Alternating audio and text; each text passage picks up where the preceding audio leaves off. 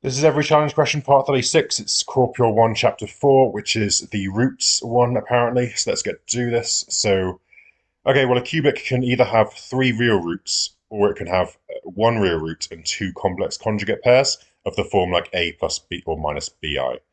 Now, if you're in case one, three real roots, all of these three things are obviously real, because real plus real plus real is real, and so is real times real plus real, and so is real times real times real. So that's all pretty trivial. It's case two that's, I guess, slightly more interesting. If you've got a real root and two complex and a complex pair, this should really say two complex numbers that are a pair, but who cares? Um, that pair is of the form like f plus gi and f minus gi, but then you notice when you add them together that gi's cancel, and so you just end up with real plus real plus real, because f is a real number here, and so that's fine. And here, likewise, a bit more complicated to prove, but you can just times the three roots together, where e is a real number, and so are f and g, and the complex conjugate pair is f plus gi, f minus gi. If you do all that, again, all of the i's just cancel, and you end up with a real thing. And then the last one is kind of just easier. You just multiply the three together, expand this out for f squared plus g squared, and obviously that's real. And so yeah, kind of cool, but yeah, sure, whatever. A quartic equation, this has roots alpha, beta, gamma, delta. Find the one that does this. So the substitution here is w is equal to 2 times x plus 1, because we're taking the x roots and timesing them by 2 and adding 1. We can rearrange that to be w minus 1 over 2, and we can shove that result into here. And I times everything by 2 to the power 3 here, I think, because essentially this is 2 to the power 4 on the bottom times 2 is 2 to the power 3. And then if you times by everything by that, which is 8, of course, you end up cancelling this one, you cancel all of this. This, you just end up with a spare 2. These cancel, so you end up with a spare 8. And now you can just expand everything out. I think I just did that nice and slowly. I eventually got to here. And then the question continues. These are the places on the argon diagram where the original roots are.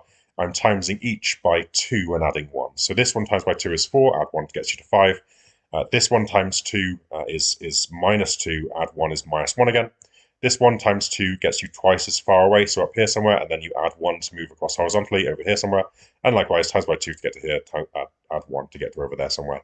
And those are the approximate places that I decided to put those. Good. Cubic equation has roots this. Without solving, do this. So again, we've got w equals 1 over x plus 1 is the substitution we're going to make here, because that's what's happening to the x roots here to get to w roots. Rearrange this is a bit of work. I just moved the 1 over the top here and then took away 1. And then I combined this, I think, to make this.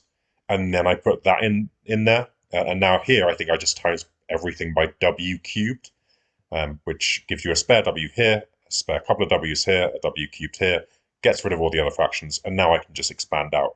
Very carefully deal with all the negatives. It's all just grunt work here. Eventually you get to an answer, which looks like this. Next one, it's possible to go down a very dark alley here, thinking about the sum of the roots, which is minus 2 over 1, the sum of the pairs of the roots, which is minus 3 over 1, which is plus 3.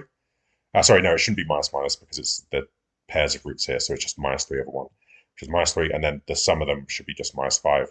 Minus 5, of course, because there's 3 of them, so it's a minus, and then that's already a minus, so it's a plus 5. It's possible to go down a very dark alley here, where you try and set up a cubic that has the sum of these three things kind of here, with a 1 here, of course, the pair of each multiplied together and then added together here, and then just multiply them all to go here, and then try and deal with that. Not a good idea. What you need to try and do is look for a relationship between the roots alpha, beta, gamma, and these three new roots, alpha plus beta, beta plus gamma, gamma plus alpha. The way that you do that is you can say, okay, well, alpha plus beta from here is just minus 2 minus gamma, and likewise from here, just take away beta and take away alpha, and you get these two things here. And what this means is that notice how this is the first root of the new roots. This is the second, and this is the third. And this here is one of the old roots. This is one of the old roots. This is one of the old roots. So essentially, to get to the new roots from the old ones, we're doing minus 2 minus the old root, and that gets us to a new root.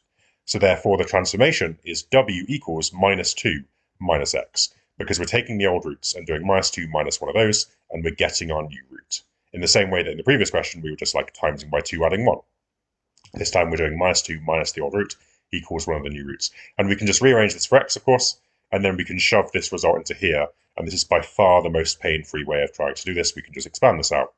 And again, it's not an easy spot, but that'll get us the answer if we just do that.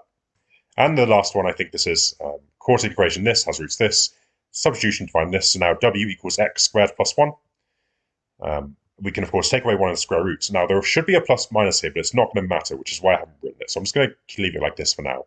Going to put this result into here. Of course, this is w minus 1 to the power of a half. Times by 4 is just squared. So this is just w minus 1 squared. This is w minus 1 to the power of half squared, which is just w minus 1. And so that goes away quite nicely to make this. I can expand all that out to make this. And now, this isn't really how I want it to be. This should have 4 roots. So I should really be writing a quartic equation again. So what I'm going to do is I'm just going to tidy this all up. I'm going to put this bit here on the other side like this. And this is why the plus or minus didn't matter, because if there was a plus or minus here, well, when you raise the power 4 or the power 2, it's just going to become a plus anyway. So the only sign that could change is this one here.